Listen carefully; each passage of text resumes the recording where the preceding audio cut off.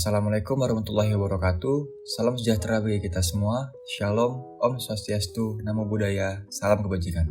Perkenalkan, nama saya Yugo Pamungkas, NIM 1805111030001. Saya mahasiswa program studi ilmu kelautan, Fakultas Perikanan dan Ilmu Kelautan, Universitas Samratulangi. Pada kesempatan kali ini, saya akan membahas tentang sistem proyeksi peta dan koordinat sistem.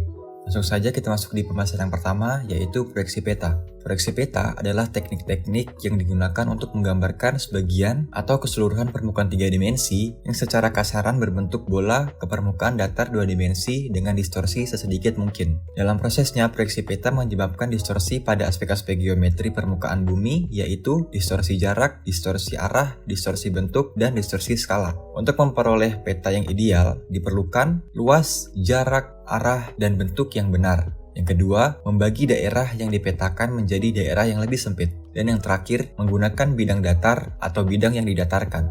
Proses memproyeksikan peta dibutuhkan model proyeksi. Setiap model memiliki kelebihan dan kekurangan masing-masing.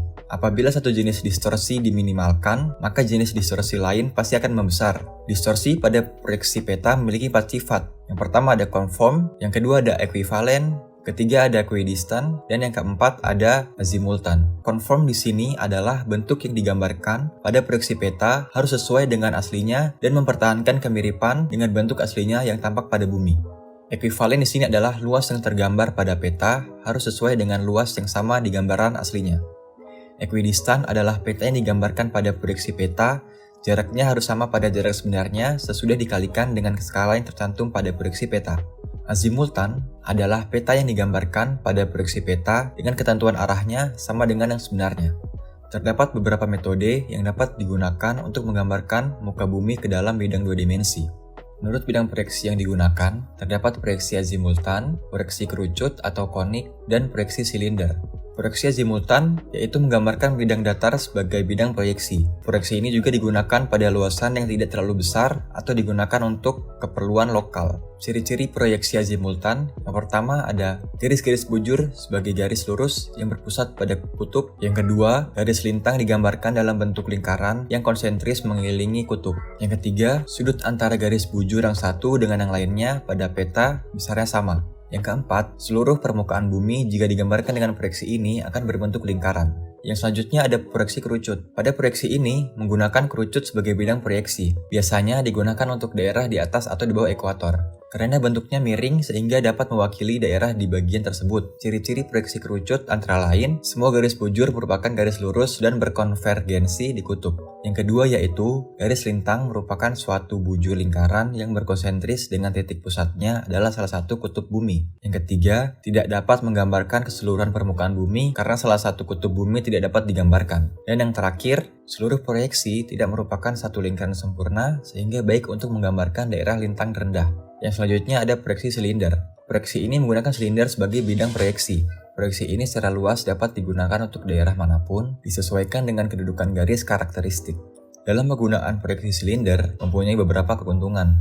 Yang pertama, dapat menggambarkan daerah yang luas. Yang kedua, dapat menggambarkan daerah sekitar khatulistiwa. Yang ketiga, daerah kutub yang berupa titik digambarkan seperti garis lurus. Yang keempat atau yang terakhir, makin mendekati kutub, makin luas wilayahnya. Jadi keuntungan proyeksi ini yaitu cocok untuk menggambarkan daerah ekuator karena ke arah kutub terjadi pemekaran garis lintang. Pembahasan yang selanjutnya yaitu jenis proyeksi peta berdasarkan kedudukan sumbu simetris. Berdasarkan kedudukan sumbu simetri, proyeksi peta digambarkan menjadi 3, yaitu proyeksi normal, proyeksi miring, dan proyeksi transversal. Proyeksi normal yaitu garis karakteristik bidang proyeksi berhimpitan dengan sumbu bola bumi.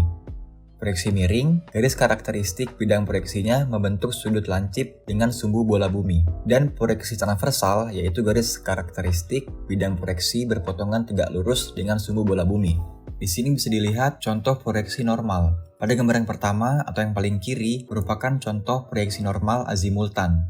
Yang di tengah atau yang kedua merupakan proyeksi normal kerucut. Dan yang paling kanan atau yang ketiga yaitu proyeksi normal silinder. Dan kali ini merupakan proyeksi miring. Pada gambar pertama yaitu proyeksi miring azimultan. Yang kedua merupakan proyeksi miring kerucut, dan yang ketiga merupakan proyeksi miring silinder. Dan yang ini merupakan contoh proyeksi transversal. Pada gambar pertama merupakan proyeksi transversal azimultan, yang kedua merupakan proyeksi transversal kerucut, dan yang ketiga merupakan proyeksi transversal silinder. Kita masuk di pembahasan yang selanjutnya, yaitu pemilihan proyeksi peta. Pertimbangan dalam pemilihan proyeksi peta untuk pembuatan peta skala besar adalah distorsi pada peta berada pada batas-batas kesalahan grafis. Yang kedua, sebanyak mungkin lembar peta yang bisa digunakan. Yang ketiga, perhitungan plotting setiap lembar sesederhana mungkin. Yang keempat, plotting manual bisa dibuat dengan cara semudah-mudahnya. Dan yang terakhir, menggunakan titik-titik kontrol sehingga posisinya segera bisa diplot. Selanjutnya kita masuk di koordinat sistem geografis. Sistem koordinat grafis digunakan untuk menunjukkan suatu titik di bumi berdasarkan garis lintang dan garis bujur.